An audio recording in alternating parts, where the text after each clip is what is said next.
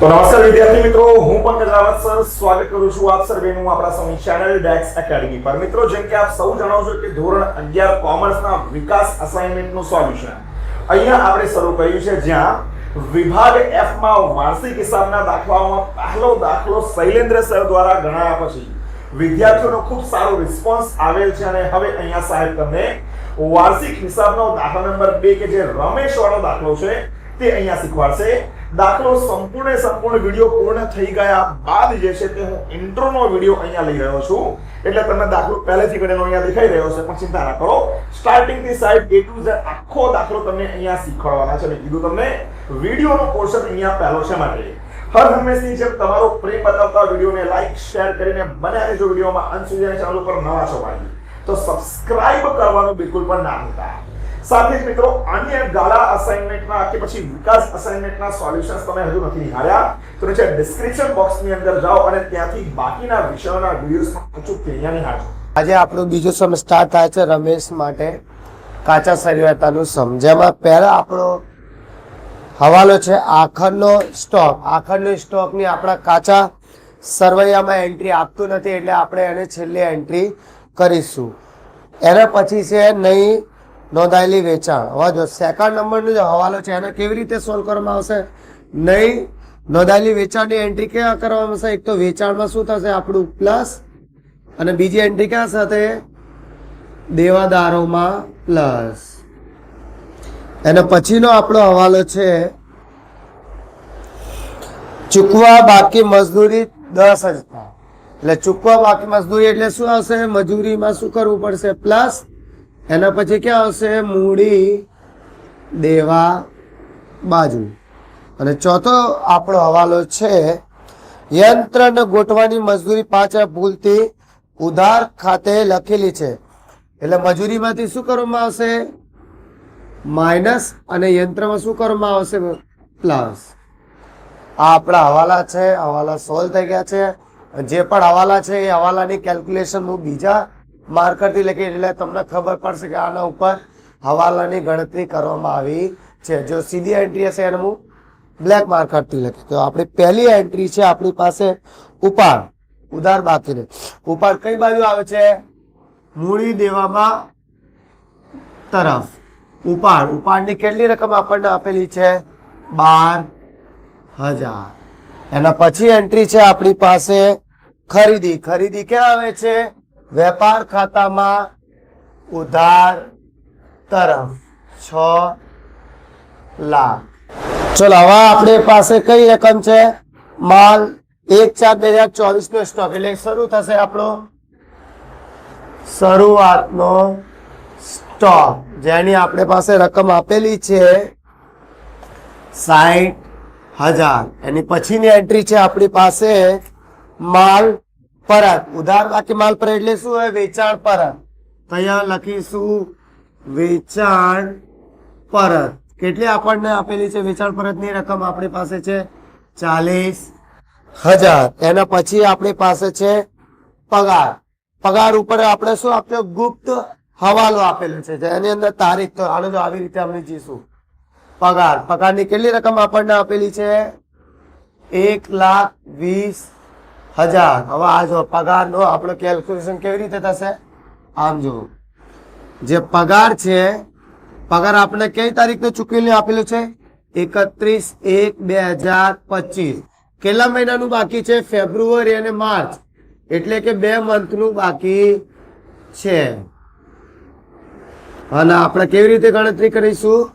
તો 1,20,000 ભાગ્યા 10, એટલે 1 મહિનાનો પગાર કેટલો આવ્યો? 12,000. કેટલા મહિનાનું બાકી છે? 2. 12 × 2 એટલે આપણે ચૂકવપાત્ર રકમ કેટલી આવી પગારની? 24,000. તો આમાં આપણે શું કરીશું? પ્લસ.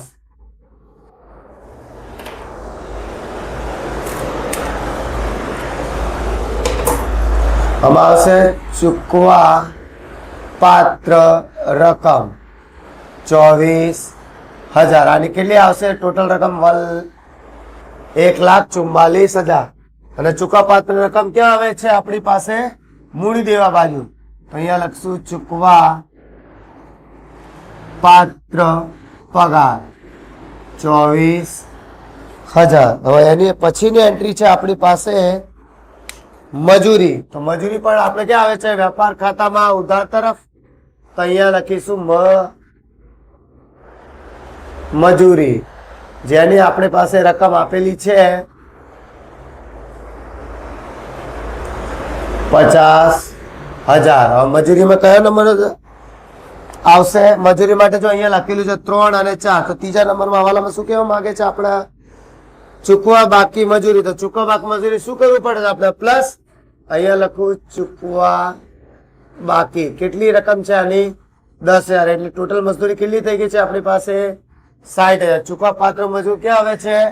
મૂડી દેવા બાજુ. તો અહીંયા લખીશું ચૂકવા પાત્ર મજૂરી 10,000. હવે એના પછી આપણા ઉપર હવાલો છે 4 નંબરનો. યંત્રની ગોઠવાની મજૂરી 5,000 ભૂલથી મજૂરી ખાતે નોંધાયેલી છે. એટલે મજૂરીમાં શું કરવું પડશે? માઇનસ, અને યંત્રમાં શું થશે? પ્લસ. એટલે હવે મજૂરીમાં આપણે લખવું પડશે માઇનસ કરવું પડે યંત્રની મજૂરી. કેટલી છે યંત્રની મજૂરી? આપણે નોંધાયેલી ગઈ છે આમાં 5,000. એટલે માઇનસ કર્યા પછી શું આવશે? 55,012.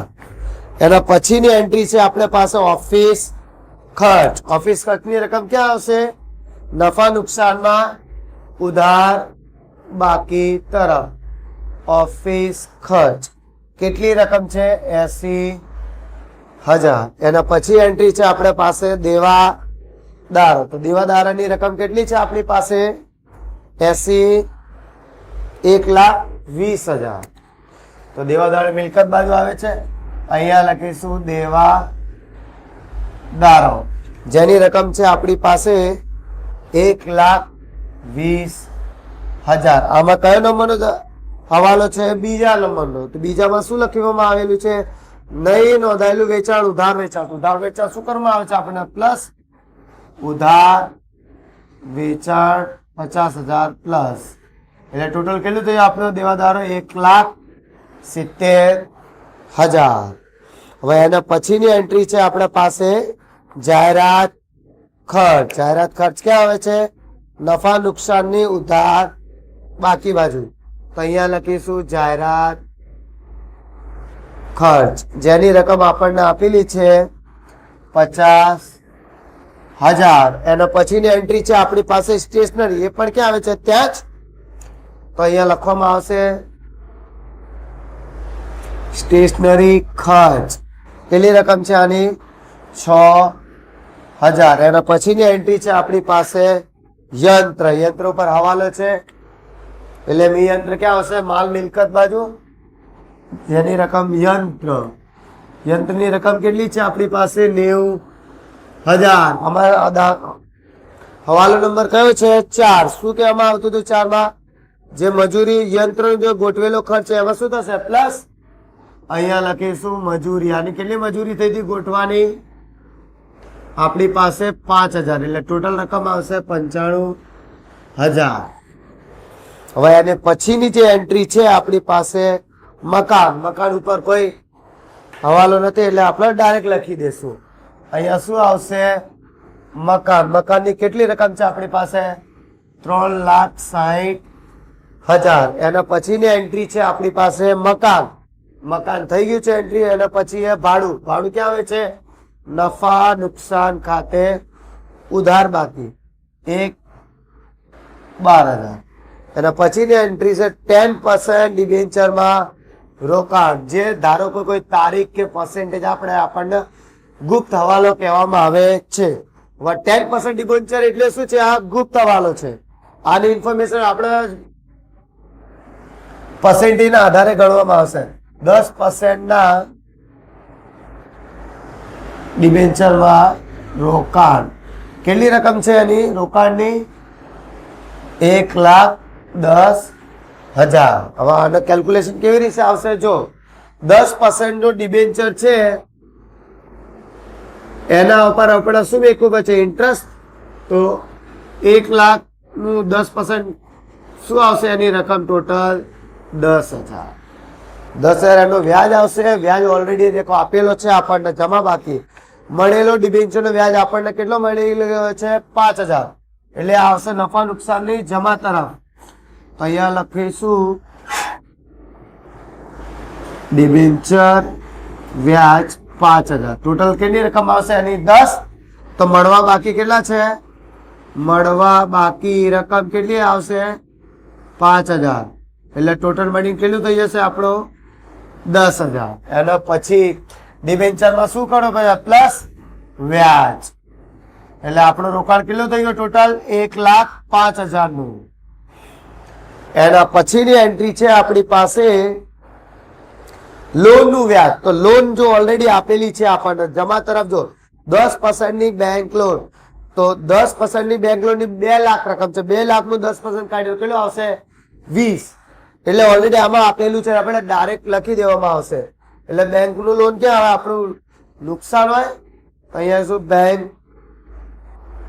લોન નું વ્યાજ જેની રકમ છે આપણી પાસે 20,000. હવે આપણે ઉધાર બાકી પૂરી થઈ ગઈ છે. એના પછી બાકી આવશે જમા બાકી. જમીમાં સૌથી પહેલી આપણી પાસે એન્ટ્રી છે મૂડી. મૂડીની રકમ આપણને આપેલી છે 4 લાખ. એના પછીની એન્ટ્રી છે વેચાણ. વેચાણ ક્યાં આવે? વેપાર ખાતામાં જમા તરફ. એટલે અહીંયા લખીશું વેચાણ. વેચાણની રકમ આપણને આપી છે 9,98,000. તો હવે જો સૌથી પહેલા જે રકમ બહાર અંદર છે એને બહાર કાઢી લઈએ. ચલો 10,48,000 માંથી આ જશે કેટલા આવશે? 10,08,000. અને આમાંથી કયું આવશે? 5,80,000. હવે આપણે ટોટલ કરવામાં જોઈ લઈએ. વેપાર ખાતાની જમા તરફનું જે ટોટલ આપણે જોવા જઈએ તો કેટલું આવશે? 11,18,000. 11,18,000. આમાંથી બધી રકમ માઇનસ કર્યા પછી આપણને શું મળશે? કાચો નફો 4,23,000. કાચો નફો ક્યાં આવશે? નફા નુકસાનની જમા તરફ. એટલે અહીંયા લખવામાં આવશે કાચો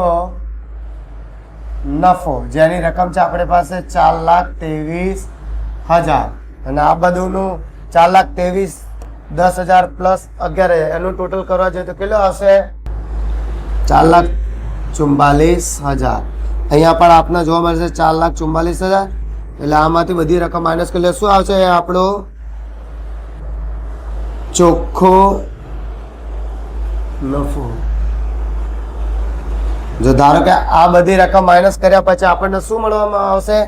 1,32,000. ચોખ્ખો નફો ક્યાં એડ કરવામાં આવે છે? આપણને મૂડી બે બાજુ. અહીંયા લખીશું ચોખ્ખો નફો 1,32,000. એટલે કેટલું થશે? 5,32,000. એમાંથી 12,000 માઇનસ કર્યા પછી કેટલું શું આવશે રકમ?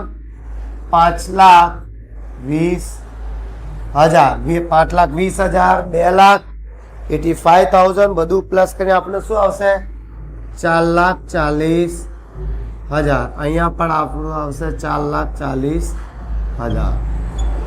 તો આ રીતે મિત્રો આ કમ્પ્લીટ થઈ જાય છે આપણો અહીંયા દાખલા નંબર 2. નેક્સ્ટ વિડીયોમાં સહાયક તમને માર્ગદર્શન આપશે દાખલા નંબર 3 નું. પરંતુ ત્યાં સુધી વિડીયોને લાઈક અને શેર કરવાનું બિલકુલ પણ ના ભૂલતા. અને ચેનલ ઉપર નવા છો તો ભાઈ સબસ્ક્રાઇબ ચોથી કરી લે, જેથી કરીને નવા વિડીયો સૌથી પહેલા આપને મળતા રહે. મળીએ છીએ દોસ્તો જલ્દી નવા વિડીયોમાં આવા કેટલાક મહત્વપૂર્ણ મુદ્દા ટોપિક સોલ્યુશનની સાથે. ત્યાં સુધી થેન્ક યુ સો મચ. જય હિન્દ, વંદે માતરમ.